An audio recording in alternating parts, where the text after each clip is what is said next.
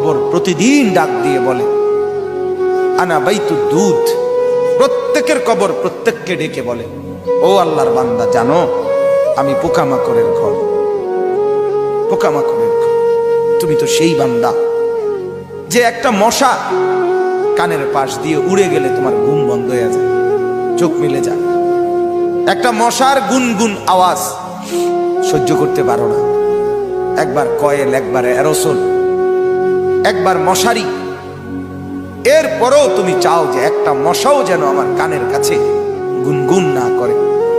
তো 5 ঘন্টার ঘুমের জন্য, 6 ঘন্টার ঘুমের জন্য বান্দা এই যত্ন নিলা, অনন্তকাল কিংবা বছরের পর বছর কবরের যে ঘুম দিবা, পড়ে থাকবা সেই ঘরে, পোকা মাকড়ের ঘর, সেই ঘরে তুমি ঘুমাইবা কেমনে, থাকবা কি?